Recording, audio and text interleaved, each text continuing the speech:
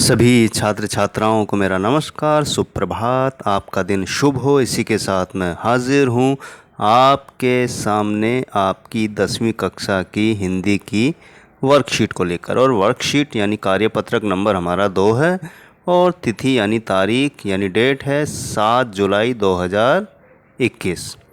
यहाँ अपना नाम और यहाँ कक्षा अध्यापक का। अब तो आप इसके अभ्यस्त भी हो चुके हैं, आप पहले से करते आ रहे हैं वर्कशीट को। तो आज हमें गद्यांश पढ़ना है, वो भी अपठित गद्यांश पढ़ना है। और चित्र आप देख रहे हैं ये है विवेकानंद यानी स्वामी विवेकानंद, जिनका नाम पूरी दुनिया जानती है और हमारे लिए बहुत ही महत्वपूर्ण है।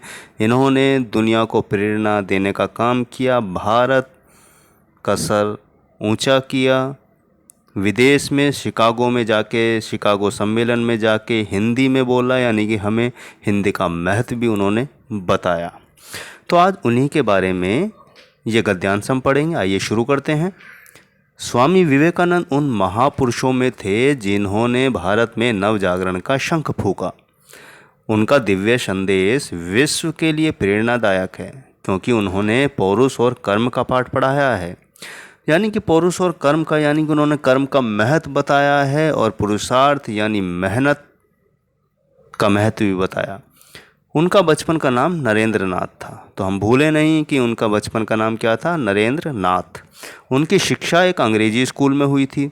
अब क्योंकि वो ज़माना अंग्रेज़ों का था और अंग्रेज़ों का शासन हमारे भारत पर यानी भारत गुलाम था, तो अंग्रेजी शिक्षा वहाँ पर दी जाती थी। तो एक अंग्रेजी स्कूल में ही उनकी शिक्षा हुई।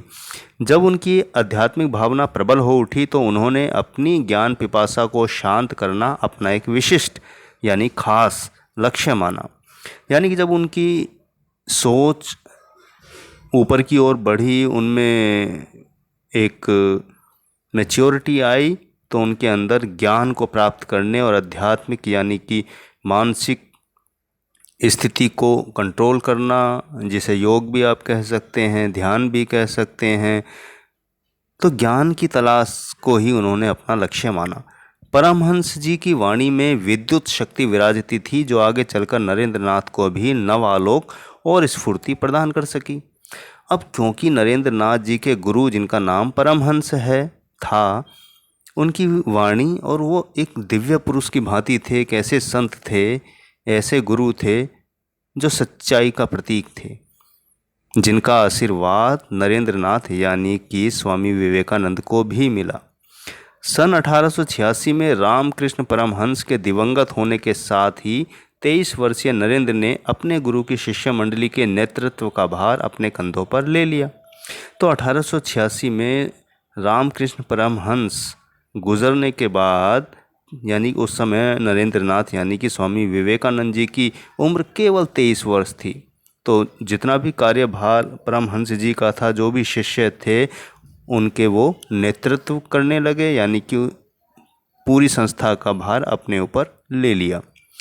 साथ ही अपने गुरुदेव के आध्यात्मिक संदेश को युगानुकूल भाषा में विश्व भर में गुंजित करने तथा धर्म की नवीन और व्यवहारिक व्याख्या करके भारत के मूर्छित प्राणों में नवजीवन का संचार करने का साहसपूर्ण बीड़ा उठाया।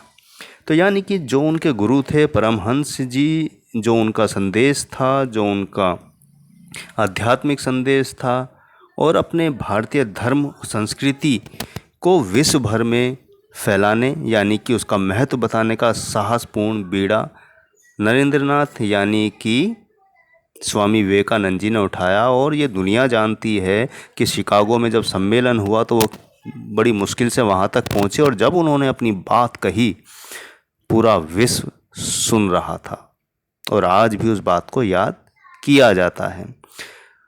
तो प्यारे बच्चों, ये गद्यांश हमने विवेकानंद जी के बारे में पढ़ा, तो आइए इस पर आधारित कुछ प्रश्न उत्तर हैं उनको भी हम कर लेते हैं। तो हमारा जो पहला प्रश्न है प्यारे बच्चों, शंख फूंकना का आशय क्या है? शंख फूंकना का आशय है प्रारंभ करना।